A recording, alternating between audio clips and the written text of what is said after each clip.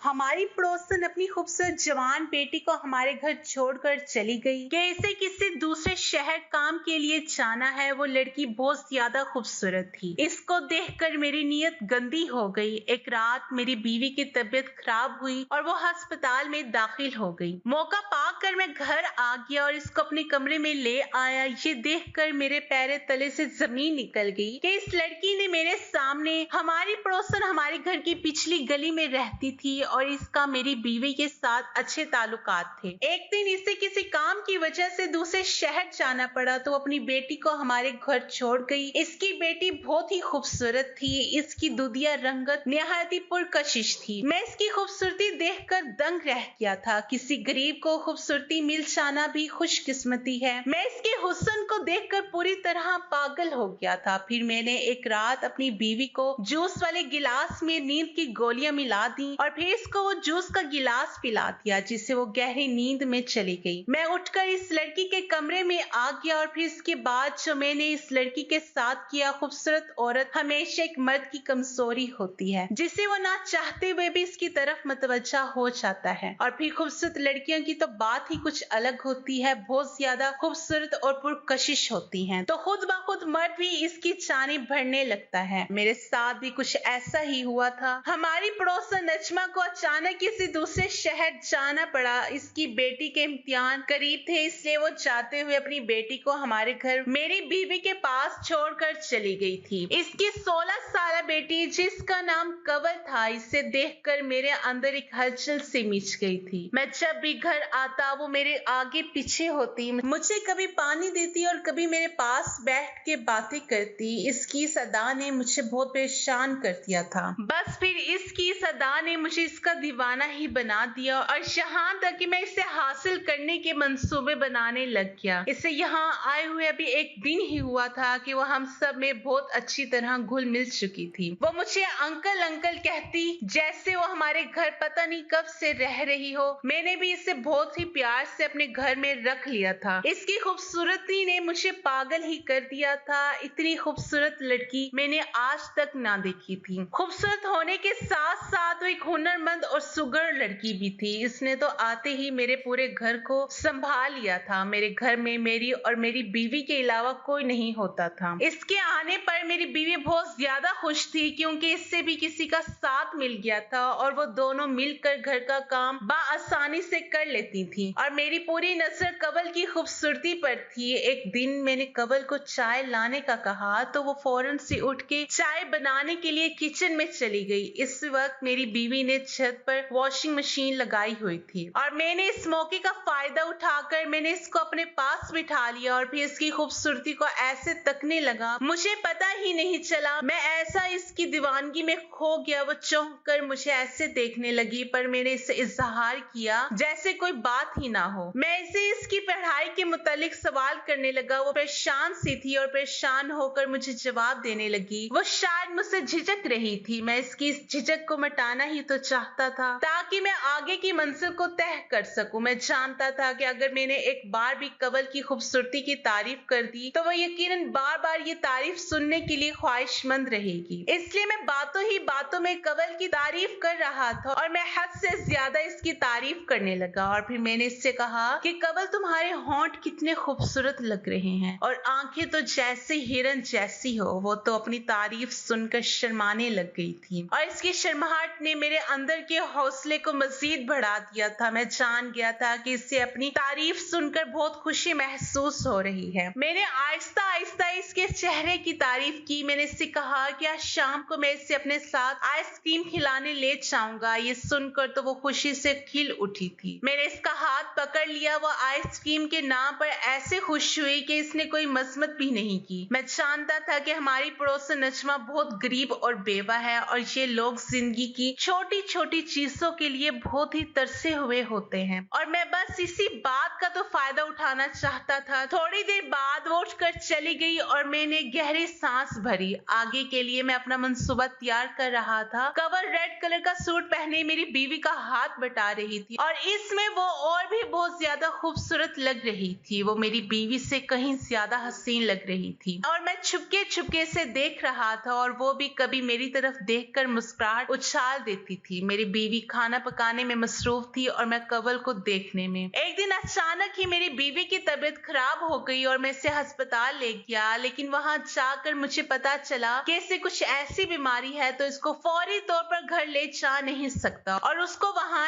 Admit करवाना पड़ा। लेकिन मैं दिल ही दिल में खुश भी था क्योंकि मुझे कुछ और वक्त कंवल के साथ गुजारने को मिल जाता, लेकिन डॉक्टर ने मुझे अस्पताल से घर आने ना दिया और मेरे सारे अरमानों पे पानी फेर दिया। अगली सुबह जब मैं नाश्ता करने के लिए घर पहुंचा तो इसने बड़ी गर्मजोशी से मेरा इस्तकबाल किया। वो जल्दी से किचन में जाकर नाश्ता बनाने में मसरूफ हो गई। वो मेरे सामने दुपट्टे के बगैर बिला झिझक घूम रही थी। इसके कपड़े जिस्म पे इस कदर फिट थे कि सब कुछ वाज़ेह नजर आ रहा था। वो बार बार मेरे करीब आती और मैं अपने होश खोने लगता। जैसे मैं इसके हसार में आ चुका, अचानक ही वो मुझसे एक अदा से पूछने लगी कि क्या मैं खाला की अलमारी खोल कर देख सकती हूँ। मैंने कंवल से कहा कि भला इसमें पूछने वाली क्या बात है, वो तुम्हारी खाला है, तुम इनकी अलमारी को खोल सकती हो, ये अलमारी भी तो तुम्हारी ही खाला की है, इसमें पूछने वाली भला क्या बात है। फिर वो एक अदा से कहने लगी, फिर मुझे अलमारी की चाबी दे। मैंने फौरन अपनी जेब से चाबी निकाल कर इसे दे दी और वो अलमारी खोल कर अपनी खाला की एक एक चीज को देखने लगी और फिर इसने अपनी खाला के सारे सूट निकाल कर मुझे दिखाए और पूछने लगी कि आपको इनमें से सबसे ज्यादा कौन सा पसंद है। मैंने नीले रंग के सूट पर हाथ रखा और कहा कि ये तुम्हारी खाला पर बहुत ज्यादा जचता है। वो सुनते ही वो सूट उठाकर कमरे से निकल गई और जब वापस आई तो मैं इसे हैरत से देखता ही रह गया। इस सूट में तो वो अपनी खाला से कहीं ज्यादा हसीन व खूबसूरत लग रही थी। अचानक ही वो मेरे सामने आकर मुस्कुराते हुए पूछने लगी कि ये सूट खाला पे ज्यादा अच्छा लगता है या मुझ पर। मैं सोच भी नहीं सकता था कि 16 साल की उम्र में कोई लड़की इतनी भी हसीन और खूबसूरत हो सकती है। वो खूबसूरती की हर हद पार करती जा रही थी। जैसे मैं इसकी तरफ बढ़ा, फोन की रिंग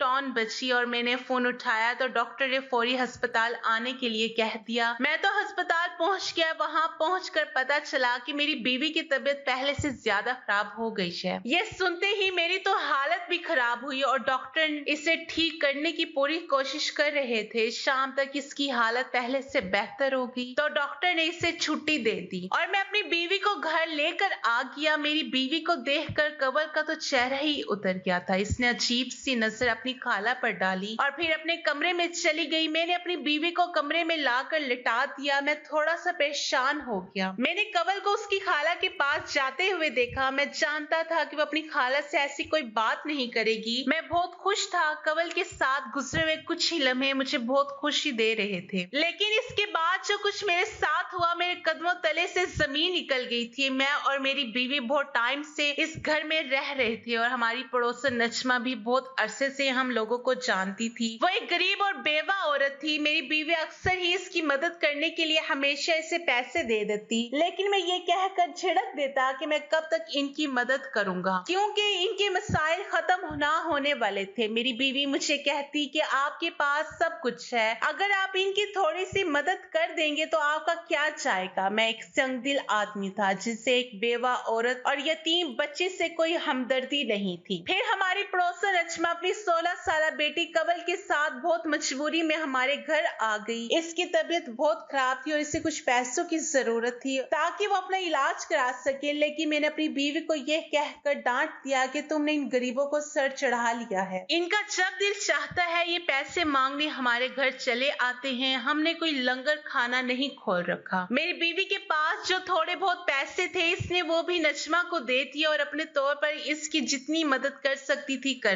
दी। इस दिन के बाद नजमा हमारे घर पैसे मांगने नहीं आई थी और मुझे बहुत सुकून हो गया था, लेकिन मुझे क्या खबर थी कि एक दिन मुझे इस बात की क्या सजा मिलेगी। मैं अपने हाथों से ही खुद अपनी कब्र खोद ली थी। कंवल जो इस वक्त 16 साल की बच्ची थी, इसने मेरी सारी बातें सुनी और इसलिए इस दिन के बाद इसने कभी अपनी वादों को हमारे घर पैसे के लिए नहीं आने दिया। वो बहुत कम उम्र में ही बहुत हसास और समझदार हो गई थी क्योंकि इसके सर पर बाप का साया नहीं था। जब मैंने अपनी बीवी से कंवल की वालदा के मुतालिक कड़वी बातें की तो कंवल ने खुद सारी बातें सुन ली थी और इसके दिमाग में मेरा एक एक जुमला बस गया था। वो मुझसे इस कदर नफरत करती थी कि वो किसी भी सूरत मुझे अपने इंतकाम का निशाना बनाना चाहती थी। जब कंवल की वादा को अपने किसी अजीज के इंतकाल पर दूसरे शहर जाना पड़ा तो वो चाहते चाहते मजबूरन कंवल को हमारे पास छोड़ गई। मेरी शक्ल देखते ही कंवल को 2 साल पुराना किस्सा पूरी तरह याद आ गया और इसे जब मैंने इसे अपने पास बुलाकर बिठाया तो इसे महसूस हो गया कि मेरी नीयत और नजर दोनों ही ठीक नहीं, लेकिन कंवल मुझे रोकने के बजाय मुझे अपनी तरफ मतवज्जा कर रही थी ताकि मैं अपनी हर हद से गुजर जाऊं। वो बहुत अच्छे से मेरी गंदी नीयत को जान गई थी और इसी बात का फायदा उठाते हुए इसने खुद को मेरे सामने पेश कर दिया। रात होते ही मैंने अपनी बीवी को जूस में नींद की दवा मिला दी क्योंकि मैंने पूरी रात कंवल के साथ गुजारनी थी। थोड़ी देर बाद मेरी बीवी को गहरी नींद आ गई और मैं कंवल के कमरे में चला गया। मुझे देखकर इसके चेहरे पर मुस्कुराहट फैल गई और जैसे ही मैं इसके करीब गया तो वो 2 कदम पीछे हट गई। मैं अपनी हर हद से गुजरने लगा और वो आगे से मजमत करने लगी और मजमत करने के लिए हाथ पांव चलाने लगी और जैसे ही वो मुझसे आजाद होने की कोशिश कर रही थी लेकिन मैंने इसको हासिल कर लिया। जब मैं इसके कमरे से निकलने लगा तो कंवल ने साइड टेबल पे खड़ा मोबाइल फोन उठाकर मेरी तरफ बढ़ाया और ये देखकर तो मेरे रोंगटे खड़े हो गए। इसमें तो मेरी पूरी वीडियो बन चुकी थी जिसमें ऐसा लग रहा था जैसे मैंने इसके साथ कोई जबरदस्ती की हो। कंवल जिस अंदाज से धक्के मार रही थी ऐसा लग रहा था जैसे वो खुद को मुझसे छुड़ाने की नाकाम कोशिश कर रही है। मैंने हैरत से कंवल को देखा तो मुस्कुराकर कहने लगी कि ये वीडियो इस मोबाइल में ही नहीं बल्कि इसकी वादा के मोबाइल में भी पहुंच चुकी है और अगर अब मैं अपनी बीवी के सामने अपना भरम कायम रखना चाहता हूँ तो खुद ही इनकी मदद करूंगा। कंवल बड़ी नफरत से कह रही थी कि एक यतीम बच्ची की मदद करने में तो तुम्हारी जान निकल रही थी और उसी यतीम बच्ची को तुम हासिल करना चाहते थे। कंवल की बातें सुनकर मैं तो हक्का बक्का रह गया। वो एक मंसूबा बंदी के तहत इस घर में आई थी, ये तो मैं सुनकर सोच कर ही हैरान रह गया। कंवल कह रही थी कि कोई भी औरत खुशी से अपने जिस्म का सौदा नहीं करती बल्कि इसके हालात इसे ये करने पे मजबूर कर देते हैं। कंवल कहने लगी कि जब इसके घर फाके हो रहे थे और हम एक वक्त की रोटी को ही तरस रहे थे तब मैंने इसकी मदद करने से साफ इनकार कर दिया था, जबकि मेरे पास इस पैसे की कोई कमी नहीं थी। वो कहने लगी कि जब आपको मेरा जिस्म चाहिए था तो मुझ पर पानी की तरह अपना पैसा लुटाने को भी राजी हो गए। अब तुमने क्या करना है वो सुन लो। अब हर महीने मेरे घर का खर्चा पूरी तरह